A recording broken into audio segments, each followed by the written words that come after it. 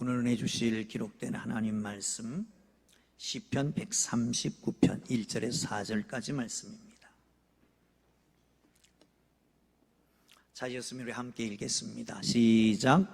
여호와여, 주께서 나를 살펴보셨으므로 나를 아시나이다. 주께서 내가 앉고 일어섬을 아시고 멀리서도 나의 생각을 밝히 아시오며 나의 모든 실과 내가 눕는 것을 살펴보셨으므로 나의 모든 행위를 익히 아시오니 여호와여, 내 혀의 말을 알지 못하시는 것이 하나도 없으시니이다. 아멘. 맥주감사주의를 두고 묵상하면서 시 한 편이 떠올랐습니다. 하루 사용 설명서라고 하는 김홍신 님의 시입니다. 굶어보면 안다. 밥이 하늘인걸. 목마름에 지쳐보면 안다. 물이 생명인걸. 코 막히면 안다. 숨 쉬는 것만도 행복인걸. 일이 없어 놀아보면 안다. 일터가 낙원인걸. 아파보면 안다. 건강이 엄청 큰 재산인걸. 잃은 뒤에 안다. 그것이 참 소중한걸. 이별하면 안다. 그이가 천사인걸. 지나보면 안다. 고통이 추억인걸. 불행해지면 안다. 아주 작은 게 행복인걸. 죽음이 닥치면 안다. 내가 세상의 주인인걸. 제가 언제 가장 감사했었을까 한번 생각해 봤습니다. 제일 감사했던 기억이 있습니다. 밥 먹다가 감사한 거. 저는 그래서 밥 투정을 안 합니다. 반찬 투정도 안 합니다. 일단 솥에 들어갔다 나온 건 다 맛있습니다. 제 철칙은 그겁니다. 음식 남기는 것은 음식에 대한 예의가 아니다. 하나님 주셨는데 하나님에 대한 예의도 아니다. 그런 철학을 갖고 있습니다. 왜냐하면 군에 들어갔는데 한 2년 반쯤 되었을 때에 폐결핵에 걸렸습니다. 여러분, 폐결핵 알아보신 분은 알겠지만 입맛이 없습니다. 뭘 좀 먹어보려고 해도 입이 깔깔하고 들어가질 않습니다. 그래서 점심때 냉수를 말아서 먹어보려고 냉수를 말아서 한술 뜨는데 번쩍 했습니다. 뒤를 돌아보니까 고참, 요즘은 선인병이라고 그러는데 뒤통수를 때린 거예요. 그리고 다짜고짜 육두문자를 날립니다. 이 XX야, 네가 뭘 그렇게 깨끗하다고 밥을 씻어 먹냐? 그 순간부터 눈물인지 물인지 알지 못하게 밥을 꾸역꾸역 먹었습니다. 그리고 후송이 됐습니다. 마산통합병원으로. 한 두어 주 지났을까요? 여름인데 군인교회의 목사님이 온 교우들을 다 데리고 외출을 나갔습니다. 외출이 어디냐 하면 마산 어느 해변가에 솥을 걸어놓고 보신탕, 죄송합니다, 보신탕 먹은다 그러면 야만이라고 그럴 텐데 보신탕을 끓여주는 겁니다. 얼마나 맛있었던지 그냥 냄새만 맡아도 그냥 얼마나 황홀한지. 음식을 놓고 보신탕 한 그릇을 놓고 기도를 하는데 눈물이 막 뚜벅뚜벅 떨어지는 거예요. 그때 그 보신탕 맛은 잊을 수가 없습니다. 그리고 난 다음부터 저는 음식에 대해서 탓해 본 적이 없습니다. 사랑하는 성도 여러분, 데보라 노빌이라고 하는 사람의 감사의 힘이라고 하는 책에 보면 이런 말이 있습니다. 지구상에 피부 색깔이 다르고 문화가 다르고 언어가 달라도 부모가 가르치는, 아이가 낳자마자 가르치는 말이 있는데, 첫 번째는 엄마, 아빠, 그리고 세 번째는 누구나 다 감사합니다를 가리킨답니다. 사랑하는 성도 여러분, 거기에 이렇게 말합니다. 고맙습니다, 감사합니다라고 하는 감사는 행복의 키워드이자 마음의 리셋을 하는 중요한 도구이다. 성공을 보장하는 에너지다.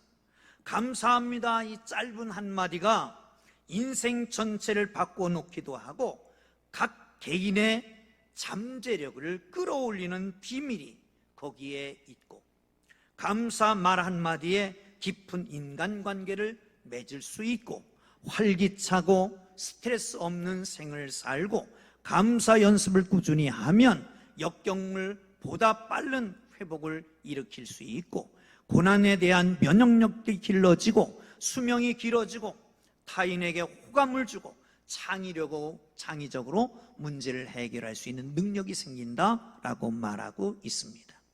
사랑하는 성도 여러분, 감사하시며 삽니까? 불평하시며 삽니까? 좀 얼굴을 펴보시죠. 그리고 옆에 사람한테 인사 한번 하십시오. 감사합니다. 뭐가 감사합니까? 자, 옆에 앉아서 같이 예배 드리는 것만도 감사하잖아요. 그래요. 감사합니다. 본시 시편 139편은 온갖 인생의 역경을 통과한 노년의 다윗의 신앙 고백과 같은 시입니다. 스코틀랜드의 신비주의 신학자인 얼스키는 임종할 때 읽고 싶은 한 가지 문서가 있다면 그것은 시편 139편이다 라고 말했습니다. 어떤 이는 생존 경쟁과 이 시가 관련되어 있다라고 말합니다. 생존 경쟁 속에 승리를 가져다 주든지 아니면 임종 때에 우리에게 힘을 줘서 저 하나님 나라까지 이르게 하든지 이것은 엄청난 힘이고 능력이고 축복의 말씀이다 라고 생각해서 이 말씀을 함께 나누려고 합니다. 이 시편 139편을 통해서 여러분 아름다운 힘을 얻는 복된 삶이 되기를 주의 이름으로 축원합니다. 13절을 봅니다. 시작. 주께서 내 창자를 지으시며 나의 모태에서 나를 만드셨나이다. 아멘. 내 창자를 지으시고 내 모태에서 나를 만드셨나이다. 창자를 지으셨다. 킬로타이라고 하는 말을 쓰는데 이것은 콩팥이라고 말합니다. 신장입니다. 그런데 이스라엘 사람들은 내장, 신장 그 안에 영혼이 깃든다라고 말했습니다. 그것이 정서의 자리고 나아가서 그곳에 내적 자아라고 표현합니다. 그러니까 하나님께서 만드셨습니까? 뭘 만드셨습니까? 육체를 만드실 뿐만 아니라 내적인 자아도 우리의 정서도 우리의 인격도 만들어 놓으셨다라고 하는 거지요. 지으셨다라고 하는 것은 사도 내 것을 만들었다라고 하는 의미를 가지고 있고, 만들었다라고 하는 것은 정교하게 만들었다는 말입니다. 그렇다면 하나님께서 사람을 만든 것은 우연히 던져진 존재가 아니라 하나님께서 사람을 만드신 것은 아주 공들여서 심혈을 기울여서 아주 아름답게 귀중하게 만들어서 자기 것을 삼으셨다라고 하는 말씀일 것입니다. 그렇습니다. 우리는 우연히 던져진 존재가 아닙니다. 하나님이 한 사람 한 사람 아름답게 만드신 귀한 존재인 걸 믿으시기를 축원합니다. 그래서 다윗은 그 다음 절 14절에서 나를 지으심이 참으로 심히 기묘하다라고 표현합니다. 사랑하는 성도 여러분, 시편 기자 다윗이 고백한 것처럼 우리를 만드신 하나님으로 인해서 감사하기를 주의 이름으로 축원합니다. 아멘. 할렐루야. 폴 브랜드라고 하는 분과 필립 얀시가 함께 공저로 쓴 오묘한 육체라고 하는 글이 있습니다. 거기에 이 폴 브랜드가 의사로서 살아있는 세포를 발견하고 난 다음에 그 신비함에 대해서 엄청 놀라 이런 얘기를 씁니다. 만약에 이 생명의 신비인 세표의 신비에 대해서 설명해 주는 사람이 있다면 나는 전세 비행기를 내서 느낌표를 자기의 모든 재산이 다 탕진될 때까지 하늘에 뿌리겠다라고 말했습니다. 참 신비하지 않습니까? 서아가 오늘 이렇게 유아 세례를 받게 됐습니다. 하나의 정자가 하나의 난자를 만납니다. 거기서 세포 분열이 시작됩니다. 그 안에 생명의 모든 것이 다 있었던 겁니다. 거기에 머리가 만들어지고 뼈가 만들어지고 혈관계가 신경계가 만들어집니다. 그뿐만 아니라 태어날 때 되면 세포가 이조계가 된다고 합니다. 그렇게 돼서 인간으로 태어나게 되는 겁니다. 아이들이 빵긋빵긋 웃습니다. 우리 밑에 우리 신희성 전사님 둘째 신하율이 볼 때마다 아주 달라지는 거예요. 웃으면 살인적인 미소를 짓는데 꼴깍 갈 정도입니다. 아주 그냥 이게 뭐예요? 전율이 일어날 정도로. 그렇지 않습니까? 사랑하는 성도 여러분, 그 생명의 신비가 너무 놀라운 거예요. 하나님이 그거 다 만드셨다는 거죠. 근데 창세기 1장에 보면 이 폴 브랜드는 육체만 말했을지 모르지만 여기 폴 브랜드는 육체만 말했지만 창세기 1장에 보면 모든 만물을 지읍니다. 그런데 그 지으면서 이렇게 표현하고 있습니다. 모든 것을 각각 그 종류대로 지었다. 이 말은 다시 말하면 뭐냐? 소는 소같이, 말은 말같이, 개는 개같이, 고양이는 고양이같이, 원숭이는 원숭이같이, 사자는 사자같이 지었다는 겁니다. 근데 사람은 어떻게 지었을까요? 사람같이 아닙니다. 하나님께서 사람을 지을 때는 사람같이 짓지 않고 우리가 우리를 닮은 사람을 만들자 하나님은 하나님을 닮은 사람을 만들어 놓은 것입니다. 그러기에 사람은 다른 동식물과 달리 인격을 가진 존재로 만들었습니다. 알고 느끼고 판단할 수 있고 사랑할 수 있고 창조적인 존재로 만들어 놓은 것입니다. 이게 바로 우리라고 하는 것입니다. 그러니 나를 만드신 하나님, 신묘망측하게 지으신 그 하나님을 위해서 하나님 앞에 감사하고 찬송하지 않을 수가 없습니다. 그러기에 하나님 앞에 늘 감사합니다. 나를 보면 감사해야 돼요. 나를 지으신 것을 보면 감사해야 되지 않겠습니까? 두 번째는 23절을 보겠습니다. 시작.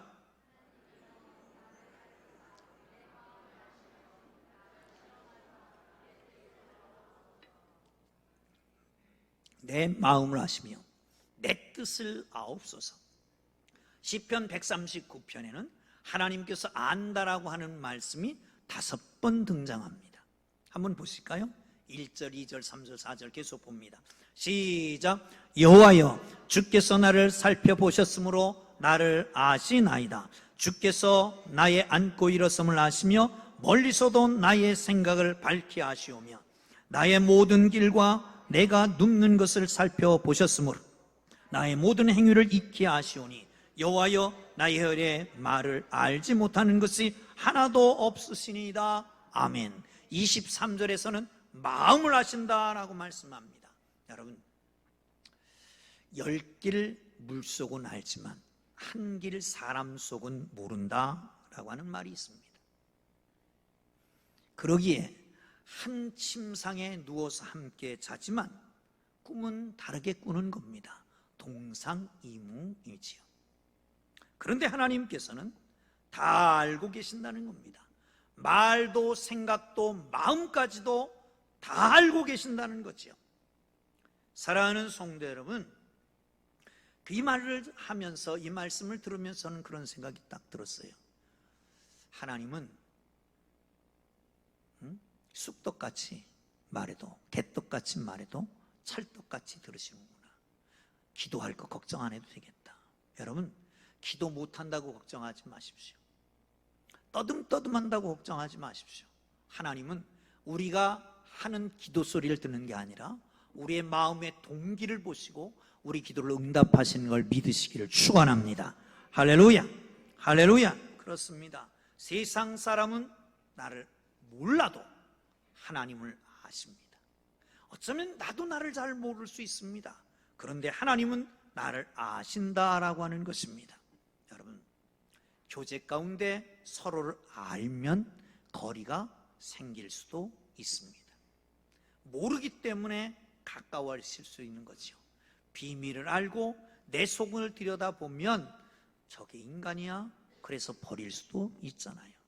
그런데 여러분, 중요한 것은 내 비밀을 다 아는 사람, 그런데도 사랑하고 존경할 수 있다면 그 사람은 인격자입니다. 내 비밀, 내 진실이 알려졌을 때에 도망가는 사람이 있다면 위선자일 것입니다. 하나님께서 나를 아십니다. 나의 안고 섬을, 나의 말도, 나의 마음도, 생각도, 죄도, 허물도, 그럼에도 불구하고 나를 사랑하시는 것을 기억하고 감사하기를 주의 이름으로 축원합니다. 어떤 자매가 대학을 다니면서 한 남자를 사귀었습니다. 멋졌습니다. 성격도 좋습니다. 그래서 교제가 됐습니다. 대학을 졸업하고 몇 년이 지난 후에 안정되니까 결혼을 약속하고 결혼을 하게 됩니다. 그런데 결혼식을 며칠 앞두고 교통사고로 남자가 떠났습니다. 가슴이 무너집니다. 그 상처를 어찌 치유할 수가 없습니다. 몇 년 동안을 그 상처를 안고 살았습니다. 그런데 어느 날 가까이 다가오는 남자가 있었습니다. 따뜻하고 다정스럽고 인격도, 그리고 자기를 얼마나 위해주는지, 이 사람이면 내 상처가 치유되겠다, 이 사람 같으면 함께 새로운 생을 이어가 보겠다 생각하고 마음을 뒀습니다. 그리고 결혼을 하고 1년, 2년, 3년 계속 지나는데도 마음이 변하지 않습니다. 얼마나 뜨겁게 사랑해 주는지요. 아이를 낳습니다. 마음의 한켠에는 부담이 있는 거예요. 내 비밀을 얘기해야 되는데 혹시 내 비밀을 얘기하면 그 순간에 나를 떠나지 않을까? 이 사랑이 무너지지 않을까? 고민이 됩니다. 그래도 작심하고 이렇게 나를 사랑하는 이 남편에게 다 고백하지 않으면 죄겠다 생각해서 드디어 입을 열었습니다. 어느 날 저녁을 먹고 분위기를 잡고 그리고 남편을 불렀습니다.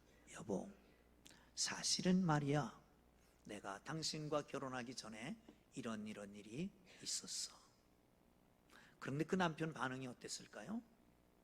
아주 밝은 미소를 띠면서 손을 꼭 잡고 그렇게 말했답니다. 여보, 사실은 말이야, 나는 처음부터 알고 있었어. 여러분, 하나님이 몰라서 가만두실까요? 알고 계십니다. 비밀은 없습니다. 다만 기다려줄 뿐입니다. 회개하고 돌아오기를 기다리고 계실 것입니다. 진실하게 찾기를 기다리고 계십니다. 언젠가 깨끗한 마음으로 고백하기를 기다리고 계시는 거지요. 사랑하는 성도 여러분, 비밀은 처음부터 없었습니다. 나만 모르고 있었습니다. 다 알고 있는 것입니다. 하나님은 실패, 내 질병, 내 고통, 내 역경 모르시는 것이 아닙니다. 하나님 다 알고 계십니다. 그럼에도 불구하고 사랑하고 계시는 것을 믿으시기를 축원합니다. 그러니 하나님의 능력과 지식밖에 버려진 존재로서의 현재는 없는 것입니다. 여러분, 내 현재의 삶이 어렵습니까? 고통스럽습니까? 하나님이 나를 돌보지 않는다, 사랑하지 않는다 라고 생각하십니까? 아닙니다. 하나님은 다 알고 계십니다. 바울은 육체에 가시가 있었습니다. 그를 벗겨달라고, 떠나게 해달라고 하나님 앞에 기도합니다. 그러나 내 은혜가 네게 족하도다. 바울은 깨달았습니다. 이것을 준 것은 아마도 이격까지 없으면 내가 교만할까봐 준 것이 아니겠느냐 깨닫게 된 것이죠. 사랑하는 성도 여러분, 현실이라고 하는 것은 하나님의 지혜와 하나님의 지식과 하나님의 능력 안에 모두 있는 것을 믿으시기를 축원합니다. 할렐루야, 할렐루야. 그렇습니다. 다 아십니다. 여러분, 삶이 짐이 무거우십니까? 어느 날 아버지가 장작을 팹니다. 아들이 옆에서 보고 있습니다. 장작을 다 패고 난 다음에 아들이 아빠 곁으로 갔습니다. 아버지가 너 이 장작 좀 부엌에다 옮겨주겠니? 예. 옛날에 장작 옮겨보셨습니까? 이렇게 팔 벌리면 여기다 장작을 쌓습니다. 그걸 가지고 부엌으로 가는데 동네 아저씨가 보고, 야, 너 그렇게 많이 갖고 가냐? 무겁지 않니? 이 아이는 이렇게 대답했습니다. 아저씨, 아버지가 다 알아요. 내가 얼만큼 들고 갈 수 있는 걸 다 알아요. 사랑하는 성도 여러분, 하나님이 여러분을 모르시겠습니까? 머리털까지 세신 바 되신 하나님께서, 우리의 앉고 일어섬도 아시는 하나님께서 다 알고 계십니다. 그럼에도 이것을 주시는 이유는 어디 있을까요? 이 시련, 이 역경, 이 고난을 주시는 이유는 어디 있을까요? 내게 필요함이 있기 때문이 아닐까요? 하나님께서 다 알고 계시는데 왜 내게 질병을 주실까요? 실패하게 하실까요? 아프게 하실까요?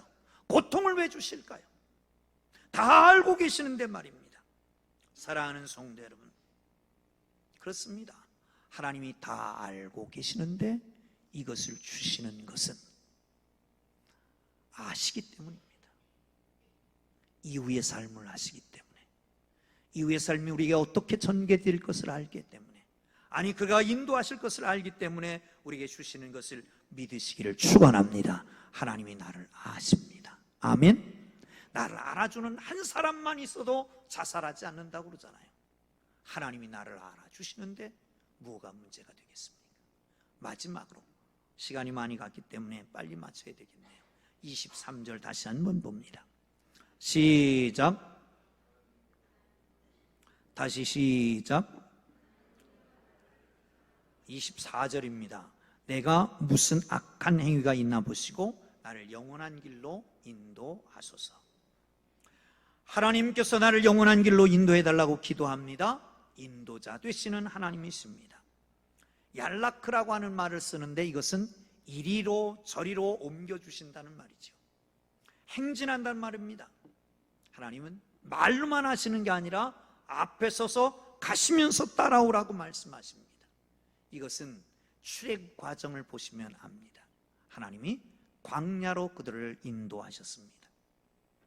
홍해 바다를 마른 땅같이 건너게 하셨습니다. 광야는 그야말로 먹을 것이 없는 것입니다. 그 광야길에서 하나님께서는 뭘 주셨습니까? 먹을 것, 만나와 미추라기를 주셔서 40년 동안 굶게 하지 않았습니다. 불뱀이 나와서 물었습니다. 그러나 노뱀으로 치유해 주셨습니다. 마실 물이 없습니다. 반석을 쳐서 그 반석에서 물이 나오게 하셨습니다. 갈 길이 없습니다. 그러기에 불기둥과 구름기둥으로 그를 인도하셨다라고 하는 거 아닙니까? 우리 인생길은 광야길과 같은 것입니다. 여러분, 우리에게 좋은 것을 빼앗아 가려는 강도도 있고 하나님의 자녀됨을 시기하는 사탄의 무리도 있습니다. 우리는 그러나 힘이 부족하고 연약해서 싸워서 이길 능력이 없습니다. 하나님은 언약한 이스라엘 백성을 인도하셨던 것처럼 우리를 위해서 싸우시고 우리를 위해서 싸우셔서 기필코 승리케 하시는 것을 믿으시기를 축원합니다. 그리고 말씀하십니다. 내가 너희와 함께 하리라. 그러기에 임마누엘 되시기 위해서 우리 예수님께서 오셨습니다. 뿐만 아니라 그분은 세상에서 이제 다 마치고 하나님 나라로 가시기 직전에 말씀하십니다. 마태복음 28장 20절에 보면 내가 세상 끝날까지 너희와 함께 있으리라. 마지막 만찬 자리에서는 이렇게 말합니다. 내가 가는 것이 너희에게 유익이다. 내가 가는 것은 다른 보혜사를 주시기 위함이다. 내가 아버지께 구하겠으니 그가 다른 보혜사를 너희에게 주사 영원토록 너희와 함께 있게 하시리라. 2000년 전에 예수님은 이 땅에 육신으로 오셨기 때문에 시공간의 제약을 받았지만 이제는 성령께서 우리와 함께 하시기 때문에 시공간의 제약이 없이 언제든지 우리와 동행하시는 것을 믿으시기를 축원합니다. 할렐루야. 우리는 혼자가 아닙니다. 언제나 주님이 우리와 동행하시는 걸 믿으시기를 축원합니다. 여러분, 왜 사십니까? 아리스토텔레스는 행복하기 위해서 산다, 그렇게 말합니다. 그런데 임마누엘 칸트는 그냥 행복이 아니라 도덕적 법칙과 결합된 행복이라야 가장 행복한 것이다 라고 말했습니다. 그리스도인의 최고의 선은 그러면 뭘까요? 하나님의 뜻입니다. 하나님의 뜻. 바울은 그리스도께서 그 안에서 부르신 모든 사람들, 하나님을 사랑하는 사람들에게 합력하여 선을 이룬다 라고 말씀합니다. 고난도, 영광도, 슬픔도, 기쁨도, 좋은 일도, 안 좋은 일도 다 포함해서 합력해서 선을 이루어가는 거란 말이죠. 사랑하는 성도 여러분, 그렇습니다. 모든 것이 하나님의 선입니다. 하나님의 뜻을 이룰 것을 믿으시기를 축원합니다. 한 가지 얘기를 하고 마치려고 합니다. 우리 교회도 해남에 사는, 해남이 친정인 분들 있고 그러는데 해남의 전설같이 전해지는 이야기가 있습니다. 해남의 한 농가에서 한 소년이 태어났습니다.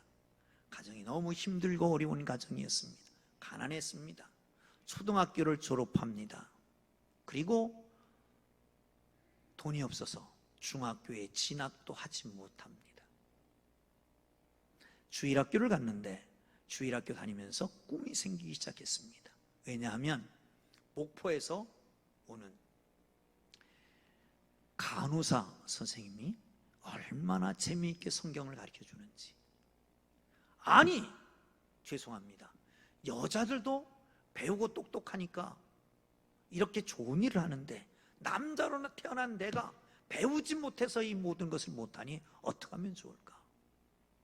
고민하고 어느 날 방바닥에 엎드려서 편지를 쓰기 시작했습니다.